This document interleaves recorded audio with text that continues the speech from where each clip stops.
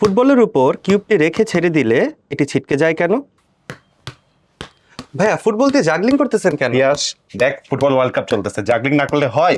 না ভাই, জাগলিং তো করবেনই, কিন্তু তার আগে দেন আজকে এই ফুটবল দিয়ে আপনাকে একটা ফিজিক্সের মজার এক্সপেরিমেন্ট করে দেখাই। দেখো তোমাদের পিয়াস ভাই বলতেছে ফুটবল দিয়ে নাকি মজার এক্সপেরিমেন্ট দেখাবে। দেখি তো ভাইয়া কি দেখায়।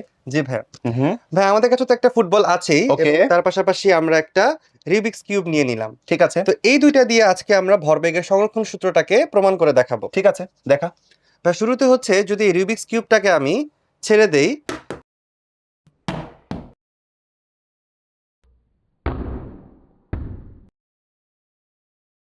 রিবিক্স কিউবটা খুব বেশি জাম্প করতেছে না। হ্যাঁ, অল্প একটু জাম্প করছে। কিন্তু ভাই আপনি গেস করেন তো, যদি রিবিক্স কিউবটাকে আমি ফুটবলের উপরে রেখে তারপর ছেড়ে দেই তাহলে কি হতে পারে? কতটুকু জাম্প করবে?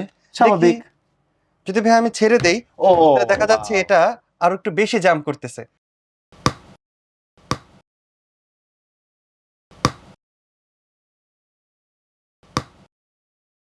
এটা উপরের দিকে বেশি জাম্প করলো কেন?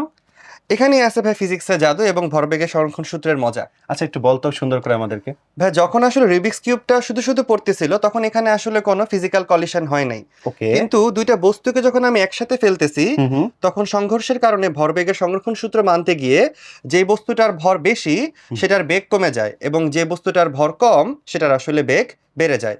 এবং এই কারণে রিবিক্স কিউবটা রকেটের মতো জাম্প করে ওঠে। এই কারণে রুবিক্স কিউবটা এত জোরে জাম্প দিছিল?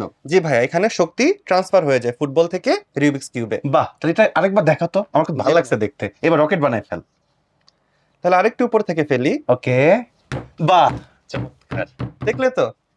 এরকম শিক্ষণীয় ভিডিও দেখতে তোমরা চোখ রাখো আমাদের উদ্ভাসন মেশের ফেসবুক পেজ ও ইউটিউব চ্যানেলে। সবাইকে ধন্যবাদ।